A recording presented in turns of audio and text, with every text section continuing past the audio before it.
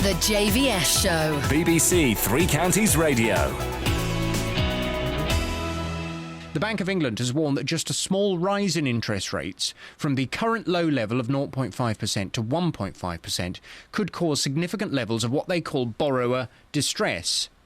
Seemingly lots of people have enjoyed cheap money for a long time. Lots of homeowners have taken out mortgages that are very large.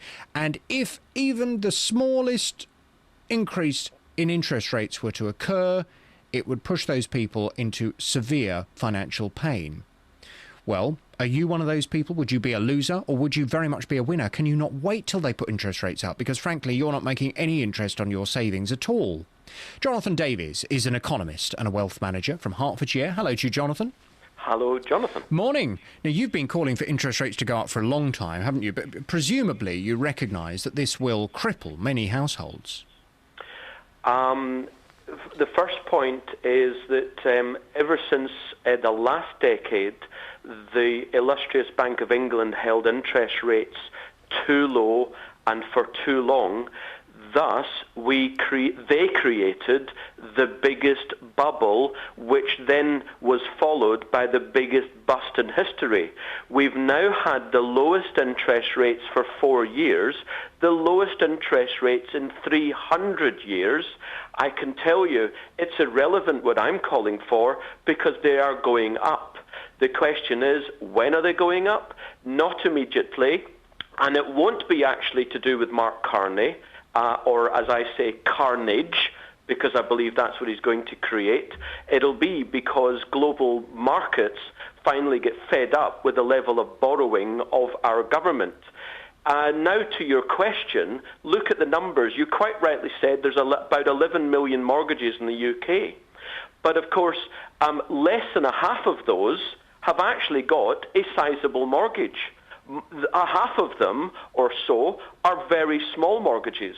That means out of 24 million households in the UK, only a quarter will be affected by raising interest rates. 3/4 will directly benefit.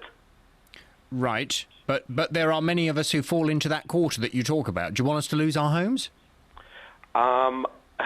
That, of course, is a ridiculous question. Nobody wants anyone to lose their homes. On the other hand, no one was forced to borrow vast amounts of money to buy overpriced property. The fact is, 3/4 of households in the UK will benefit by rising interest rates. 1/4 will be, on the face of it, directly detrimentally affected. However, if interest rates rise, our currency would rise as well. And if our currency rose as well, the cost of imports would fall, which means that even those people who've got higher mortgage costs would find that their living costs would plummet. On top of that, business costs would plummet. But exports I need to finish the point. Because the cost of fuel and transport and etc. would fall. Thus, employment would rise. But exports would be hit severely, wouldn't they? Yeah, that's exactly the standard economic tripe, I have to say, that comes out from the media and the politicians. You haven't softened in the last few months, have you? Japan and Germany had strengthening currencies for 6 decades, and it didn't stop them becoming exporting powerhouses, did it? Right. Let me bring Jasmine Birtles in, who's a financial expert and founder of the website moneymagpie.com. Hello to you, Jasmine. Hello there. Hi. So Jonathan predicts that rates will go up, and he predicts that it may well have a negative impact for a quarter of mortgage owners, but for everyone else and for the economy at large, it will be good news. Do you agree with him? Partly. Certainly I agree that interest rates will go up at some point, probably not until at least next year, I would think. And I do understand, there are arguments on both sides.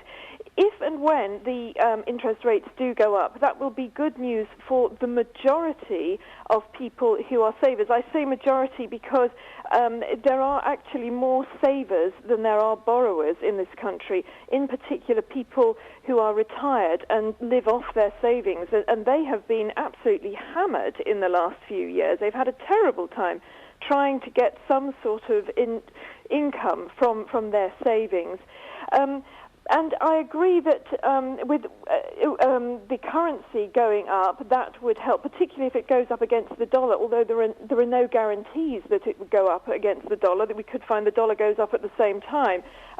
If it did go up against the dollar, then that would certainly help in terms of oil, therefore petrol, and that goes on to various other products.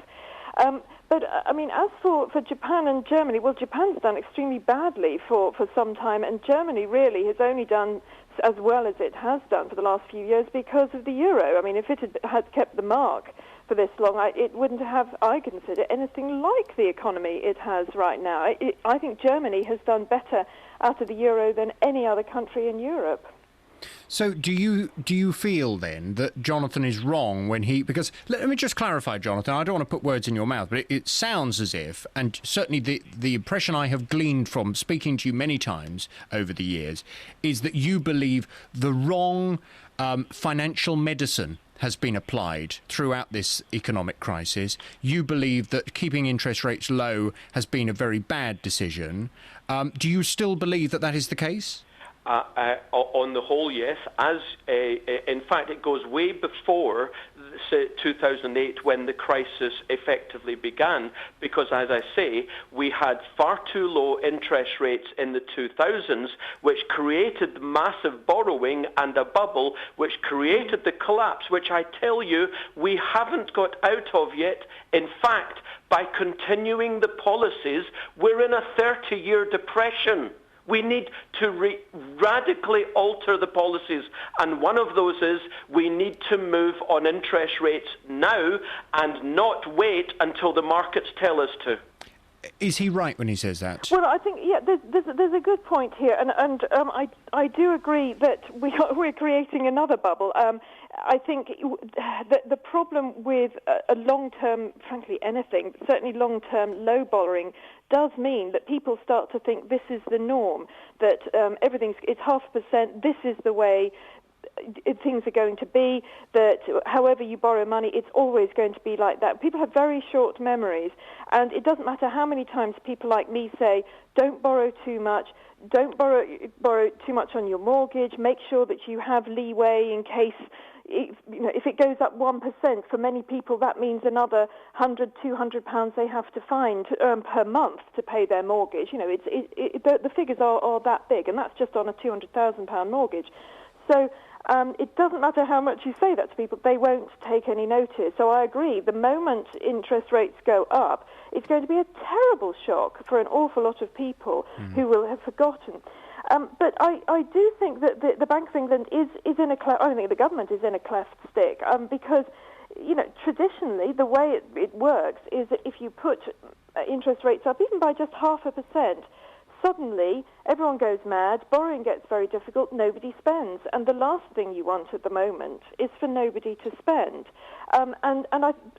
Fundamentally, I think that is what is holding interest rates down. That's what's creating the fear, rightly or wrongly. And it seems to me that any jostling will just break our very fragile economy. Very interesting speaking to you both. Thank you very much indeed. There's Jonathan Davies, who's an economist and wealth manager from Hertfordshire, and Jasmine Birtles, who's a financial expert and founder of the website moneymagpie.com. The JVS Show. BBC Three Counties Radio.